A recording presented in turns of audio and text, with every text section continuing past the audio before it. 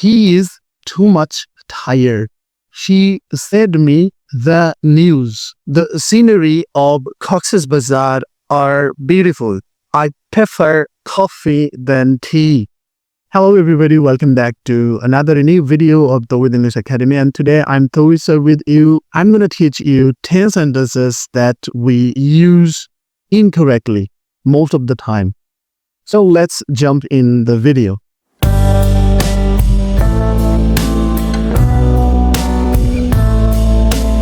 প্রথম বাক্যটি হচ্ছে he is too much tired.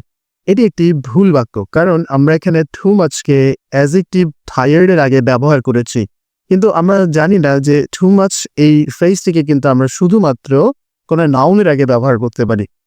নাউনের আগে আমরা চাইলে too much না বসিয়ে very বা শুধু to বসাতে পারতাম। সো এই বাক্যটির একটি কারেক্ট ভার্সন হবে he is very tired অথবা he is too tired। দ্বিতীয় বাক্যটি হচ্ছে she said me the news। এখানে say এর পরে আমরা কিন্তু to বসাইনি, যেটি একটি বড় ভুল, কারণ say এর পরে যদি ব্যক্তিবাচক অবজেক্ট ব্যবহার করি তাহলে অবশ্যই to বসাতে হবে। বাট এর অপোজিট একটি ওয়ার্ড হচ্ছে tell। টেলকে আমরা হচ্ছে সরাসরি কিন্তু কোনো অবজেক্টের সাথে ব্যক্তিবাচক অবজেক্টের সাথে ব্যবহার করতে পারি, সেক্ষেত্রে আমাদের টু এর প্রয়োজন নেই। সো এইটির একটি কারেক্ট ভার্সন হতে পারে she told me the news। she told me the news। neither of the boys have done it। এই বাক্যটিতে ভুল কোথায়? আসলে ভুলটি হচ্ছে have এর ব্যবহারে। আমরা এখানে ভুল করে প্লুরাল ভার্ব ব্যবহার করে ফেলেছি। neither of the boys এই সাবজেক্টটি কিন্তু সিঙ্গুলার ছিল, কারণ neither মানে আমরা বোঝাচ্ছি যে দুটি ছেলের মধ্যে কোনোটি নয়, কোনো একজনও নয়। সো সেক্ষেত্রে এটিকে সিঙ্গুলার ধরে নিতে হবে আর ভার্বটিকে সিঙ্গুলার করে দিতে হবে, হ্যাভ না বসিয়ে হ্যাজ বসাতে হবে। সো এই বাক্যের একটি কারেক্ট ভার্সন হবে neither of the boys has done it। Number 4, the scenery of Cox's Bazar are beautiful। এই সেন্টেন্সটি ভুল হয়ে গিয়েছে, কারণ এখানে সিনারি এর সাথে আমরা কিন্তু প্লুরাল ভার্ব ব্যবহার করেছি, কিন্তু আমরা হয়তো বা জানি না যে সিনারি শব্দটি হচ্ছে uncountable, and uncountable nouns have no plural forms. Uncountable নাউনের কিন্তু কোনো প্লুরাল হয় না। সো সিনারি এর সাথে আমরা সবসময় সিঙ্গুলার ভার্ব ব্যবহার করতে পারবো। এর পাশাপাশি আরেকটি ওয়ার্ড হচ্ছে সিন। সিন হচ্ছে কাউন্টেবল, সিনের সাথে আমরা সিঙ্গুলার বা প্লুরাল ভার্ব ব্যবহার করতে পারবো, বাট সিনারি সবসময় singular. So the scenery of Cox's Bazar is beautiful. I prefer coffee than tea। মনে রাখবেন, প্রেফার এই ভার্বটি পরে নর্মালি কিন্তু দুটি জিনিসের মধ্যে যখন আমরা কোনো একটি জিনিসকে বেশি পছন্দ করা বোঝাই তখন দেন না বসিয়ে টু বসানো হয়। সো এর কারেক্ট ভার্সন হবে I prefer coffee to tea। I prefer coffee to tea।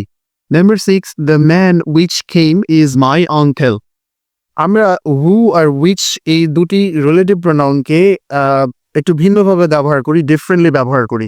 যখন কোনো ব্যক্তিকে রেফার করি তখন হচ্ছে আমরা হু ইউজ করি, আর যখন কোনো বস্তু বা কোনো আইডিয়াকে রেফার করি তখন আমরা উইচ ইউজ করি। সেখানে অ্যান্টিসিডেন্ট ছিল হচ্ছে দ্য ম্যান, কিন্তু আমরা এর সাথে উইচ ব্যবহার করেছি, যেটা একটি মিস্টেক। সো এইটির কারেক্ট ভার্সন হবে the man who came is my uncle. He insisted me to go. এটি তো খুবই কমন একটি মিস্টেক, কারণ ইনসিস্টের পরে নর্মালি আমরা অনেকেই ভুল করে কিন্তু ইনফিনিটিভ ব্যবহার করে থাকি। আমরা যেটি জানি না সেটি হচ্ছে ইনসিস্টের সাথে কিন্তু আমরা চাইলেও ইনফিনিটিভ ব্যবহার করতে পারবো না। আমরা হয় দুটি ক্লজ তৈরি করে দ্যাট দিয়ে কানেক্ট করতে পারি, অথবা ইনসিস্টের পরে আমরা কিন্তু অন বসিয়ে তারপর ভার্বের সাথে আইএনজি বসিয়ে সেন্টেন্স কারেক্ট করতে পারি। সো এই সেন্টেন্সটির একটি কারেক্ট ভার্সন হবে he insisted that I go, অথবা he insisted on my going. He insisted on my going। Number 8, he has died 2 years ago। এই বাক্যটি ভুল হয়ে গিয়েছে, কারণ ইংরেজিতে নর্মালি ago শব্দটির সাথে পাস্ট ইনডিফিনিট টেন্স ব্যবহার করা হয়। সো ago শব্দটির মানে হচ্ছে আগে। আমরা যখন এই ওয়ার্ডটি কোনো ফ্রেজের মধ্যে ব্যবহার করি তখন সেখানে অবশ্যই পাস্ট ইনডিফিনিট টেন্স ব্যবহার করতে হবে। সো এই বাক্যটির একটি কারেক্ট ভার্সন হবে he died 2 years ago। He died 2 years ago। Number 9, hardly I had reached when it started raining। দেখুন তো এই বাক্যটিতে কি ভুল রয়েছে। এই বাক্যটিতে যে ভুলটি রয়েছে সেটি হচ্ছে এখানে ইনভার্সন ব্যবহার করা হয়নি, কিন্তু মনে রাখবেন ইংরেজিতে নেগেটিভ কোনো অ্যাডভার্ব দিয়ে সেন্টেন্স যদি শুরু হয়, like hardly, scarcely, no sooner, এগুলো দিয়ে যদি শুরু হয়, নেভার, তাহলে কিন্তু সেন্টেন্সটিতে ইনভার্সন ব্যবহার করতে হয়। ইনভার্ট মানে উল্টে দেয়া, আমাদের নরমাল একটি স্ট্রাকচার হচ্ছে ইংলিশে সাবজেক্ট আগে বসে ভার্ব পরে বসে, কিন্তু ইনভার্সন যেখানে হয় যে স্ট্রাকচারগুলোতে হয় সেখানে ভার্বকে আগে বসিয়ে দিতে হয় আর সাবজেক্টকে পরে বসিয়ে দিতে হয়। সো আমরা বলতে পারবো না হার্ডলি আই হ্যাড রিচড, আমার কারেক্ট ভার্সন হচ্ছে hardly had I reached when it started raining. আশা করছি পরবর্তীতে কোনো ভিডিওতে ইনভার্সন নিয়ে আমরা বিস্তারিত আলোচনা করব। Sentence number 10, the news are shocking. এই সেন্টেন্সটিতে কি ভুল হয়ে গিয়েছে?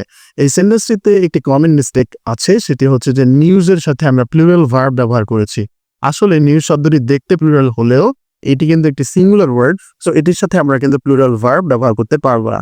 এই সেন্টেন্সের একটি কারেক্ট ভার্সন হবে the news is shocking, the news is shocking. So viewers, এই হচ্ছে 10টি সেন্টেন্স আজকের। আশা করছি যে এই 10টি বাক্য থেকে অবশ্যই কিছু বাক্য আপনার শেখার মতো ছিল।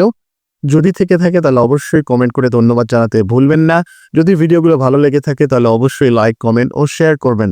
আর যদি কোনো ব্যাখ্যা প্রয়োজন হয় সেটিও কমেন্ট করে জানাবেন, তাহলে আশা করছি যে আরও ভালো ব্যাখ্যা নিয়ে হাজির হব। Thank you very much for watching. Welcome to our next video.